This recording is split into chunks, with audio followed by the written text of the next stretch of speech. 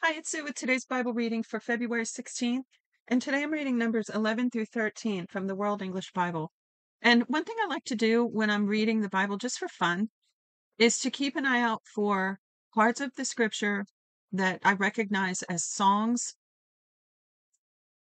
either popular or even old hymns. There's so many beautiful old hymns that were made from scripture verses. And I realize this isn't for deep study. This is just a fun thing I do when I'm, you know, um having the discipline of reading through every day. So it's just something I kind of look forward to now. I look for that.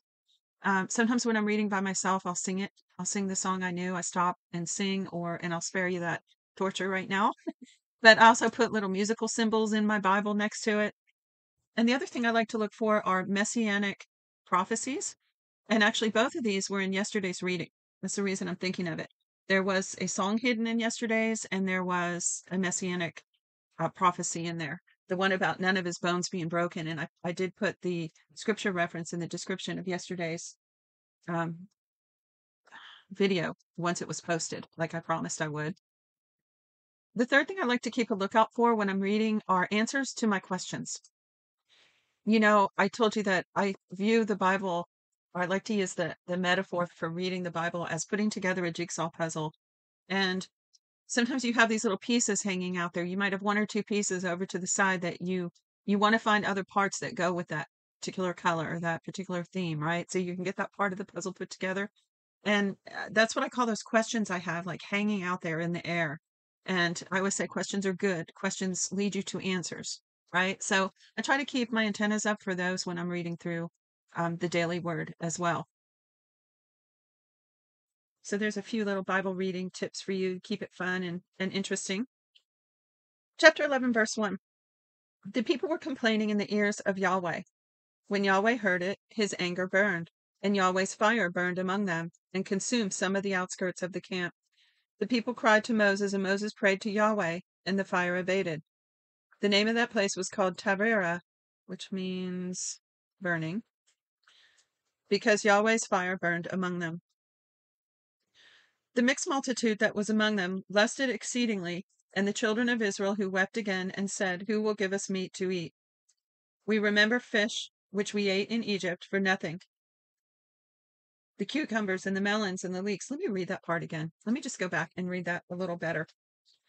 Verse 4. The mixed multitude that was among them lusted exceedingly, and the children of Israel also wept again and said, Who will give us meat to eat? We remember the fish which we ate in Egypt for nothing, the cucumbers and the melons and the leeks and the onions and the garlic. But now we have lost our appetite. There is nothing at all except this manna to look at.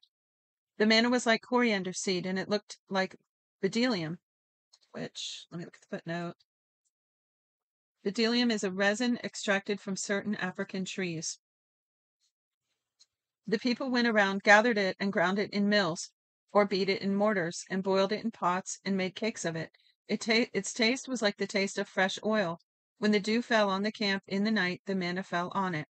Now that says fresh oil. I thought it had said that it was sweet, like a sweet cake.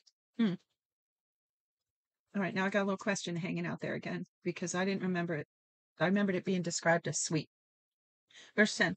Moses heard the people weeping throughout their families, every man at the door of his tent, and Yahweh's anger burned greatly, and Moses was displeased. Moses said to Yahweh, Why have you treated your servant so badly? Why haven't I found favor in your sight that you lay the burden of all this people on me?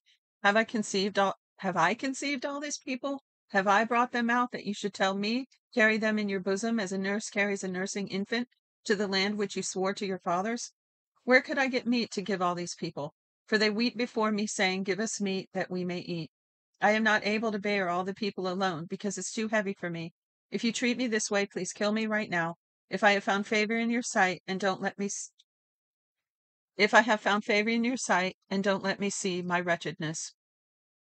Yahweh said to Moses, Gather to me 70 men of the elders of Israel, whom you know to be the elders of the people and officers over them, and bring them to the tent of meeting, that they may stand there with you.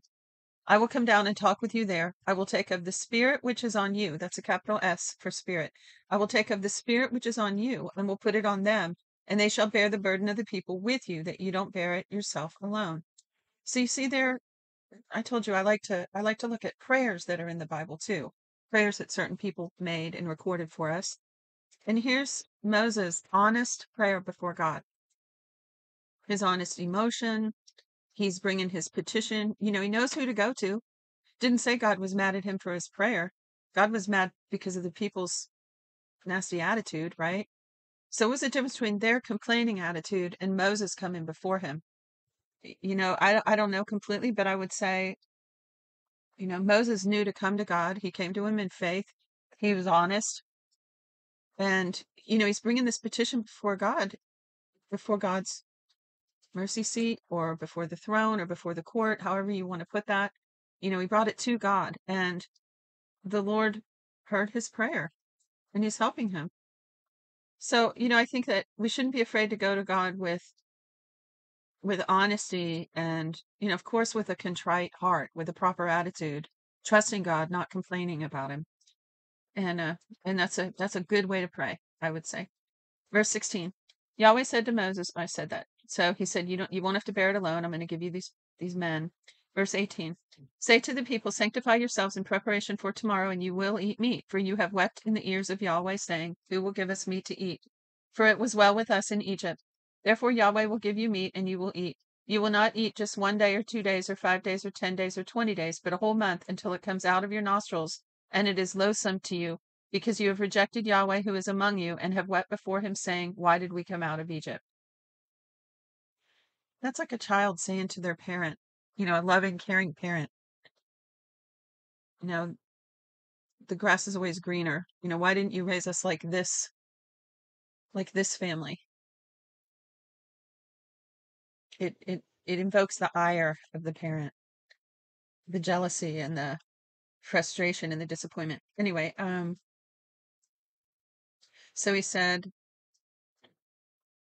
Moses said, the people among whom I am are 600,000 men on foot, and you have said, I will give them meat to eat, that they may eat a whole month. Shall flocks and herds be slaughtered for them, to be sufficient for them? Shall all the fish of the sea be gathered together for them, to be sufficient for them? I'm trying to understand, because I thought they had livestock. So why would they not have had meat? If anybody knows the answer for that, let me know. Like, had they already gone through all their livestock?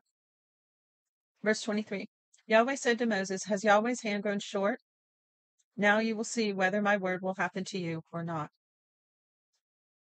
Moses went out and told the people Yahweh's words, and he gathered 70 men of the elders of the people and set them around the tent.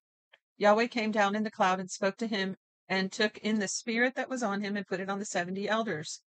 So, I'm betting that they actually felt that. They didn't just see the cloud, they felt the cloud. They experienced God's presence sitting there in a way they hadn't before. They got a portion of what Moses had experienced. Isn't that powerful? Same spirit that's poured out today on believers. So it says, he took the spirit that was on him and put it on the 70 elders. When the spirit rested on them, they prophesied, and they did so no more. But they did so no more. But 2 men remained in the camp. The name of one was Eldad, and the name of the other was Medad, and the spirit rested on them. They were of those who were written, but had not gone out to the tent, and they prophesied in the camp. A young man ran and told Moses and said, Eldad and Medad are prophesying in the camp. Joshua, son of Nun, the servant of Moses, one of his chosen men, answered, my lord, Moses, forbid them. Moses said to him, are you jealous for my sake? I wish that all Yahweh's people were prophets, that Yahweh would put his spirit on them. Moses went into the camp, he and the elders of Israel.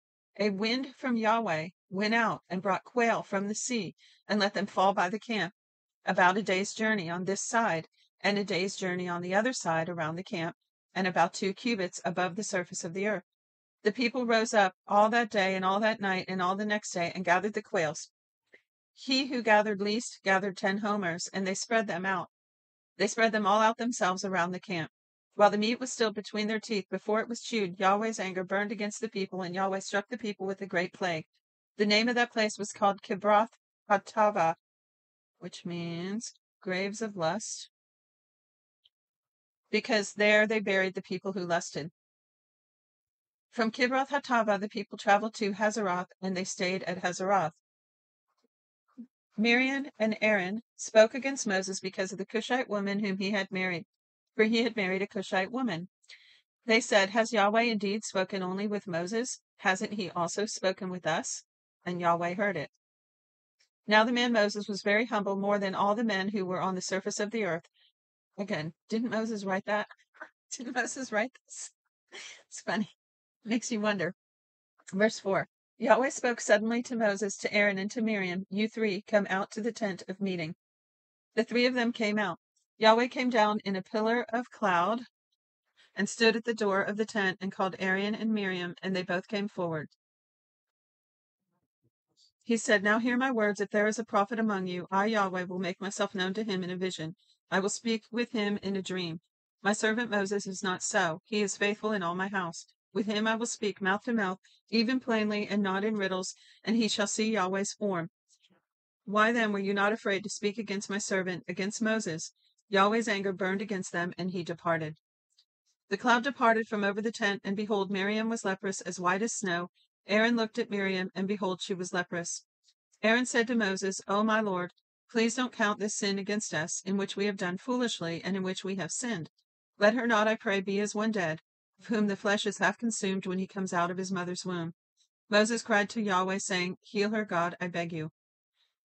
Yahweh said to Moses, "If her father had spit in her face, shouldn't she be ashamed 7 days? Let her be shut up outside the camp 7 days, and after that she shall be brought in again." Miriam was shut up outside the camp 7 days, and the people didn't travel until Miriam was brought in again. Afterward, the people traveled from Hazeroth and encamped in the wilderness of Paran. Yahweh spoke to Moses, saying, "Send men that they may spy out the land of Canaan, which I give to the children of Israel. Of every tribe of their fathers you shall send a man, every one a prince among them."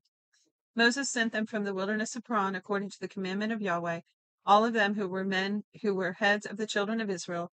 These were their names. Of the tribe of Reuben, Shemua, son of Zakur. Of the tribe of Simeon, Shaphat, son of Hori. Of the tribe of Judah, Caleb, son of Jephunneh. Of the tribe of Issachar, Egal, son of Joseph. Of the tribe of Ephraim, Hoshea, son of Nun. Of the tribe of Benjamin, Palti, the son of Raphu. Of the tribe of Zebulun, Gadiel, son of Zodi. Of the tribe of Joseph, of the tribe of Manasseh, Gadi the son of Susi. Of the tribe of Dan, Amiel son of Gamali. Of the tribe of Asher, Sethur son of Michael. Of the tribe of Naphtali, Zabi son of Vophsi. Of the tribe of Gad, Ewell son of Maki. These are the names of the men whom Moses sent to spy out the land. Moses called Hoshea the son of Nun Joshua. Moses sent them to spy out the land of Canaan, and said to them, "Go up this way by the south, and go up into the hill country. See the land, what it is, and the people who dwell therein, whether they are strong or weak, whether they are few or many, and in what the land is that they dwell in, whether it is good or bad, and what cities they are that they dwell in, whether in camps or in strongholds, and what the land is, whether it is fertile or poor, whether there is wood therein or not. Be courageous and bring some of the fruit of the land." Now the time was the time of the first ripe grapes. So they went up and spied out the land from the wilderness of Zin to Rehob, to the entrance of Hamath. They went up by the south and came to Hebron, and Ahiman, and Sheshai, and Talmai. The children of Anak were there, and those were giants, I believe. Now Hebron was built 7 years before Zoan in Egypt. They came to the valley of Eshcol, and cut down from there a branch with one cluster of grapes, and they bore it on a staff between the two. They also brought some of the pomegranates and figs. That place was called the Valley of Eshcol, because of the cluster which the children of Israel cut down from there. They returned from spying out the land at the end of 40 days. They went and came to Moses, to Aaron, and to all the congregation of the children of Israel, to the wilderness of Paran, to Kadesh, and brought back word to them and to all the congregation. They showed them the fruit of the land. They told him and said, "We came to the land where you sent us. Surely it flows with milk and honey, and this is its fruit.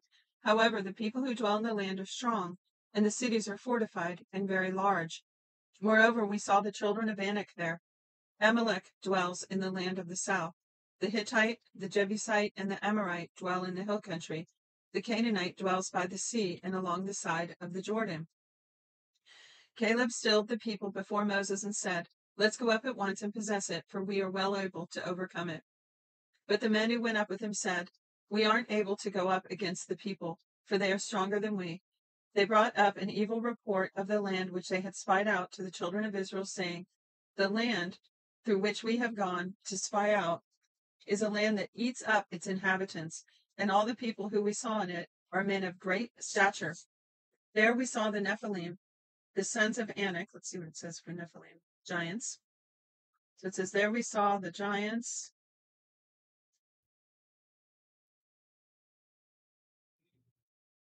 The sons of Anak who came from the Nephilim, who were in our own sight as grasshoppers, and so we were in their sight. Let me read that last 3 verses again. They brought up an evil report of the land which they had spied out to the children of Israel, saying, the land through which we have gone to spy it out is a land that eats up its inhabitants, and all the people who we saw in it are men of great stature. There we saw the giants, the sons of Anak, who came from the Nephilim, who were on our own sight, who were in our own sight as grasshoppers. I'm sorry, I keep stumbling over that last sentence. We were in our own sight as grasshoppers, and so we were in their sight. So I wanted to read that again because it's important to recognize that the races of people that God was sending them to wipe out were these Nephilim giant monsters, aberrations. Most likely some kind of a hybrid. They were evil, they were wicked, they sacrificed their children on altars. I believe if you look at history that many of them were cannibals. Okay, so this isn't just some other folks living happily in their villages that God is eradicating off the earth. It's the same kind of problems that were there before the flood, before Noah's flood, when God destroyed the earth that time. It's more of the same. So I just wanted to point out that last part there. You can look some of that up and find out more about it if you're interested. So that's it for today's reading. Tomorrow I'll be reading chapter 14 and 15. And yeah, we're not even halfway through the readings for this book. So we've got a lot more adventure to go in this book. I hope you'll join me for it. God bless you.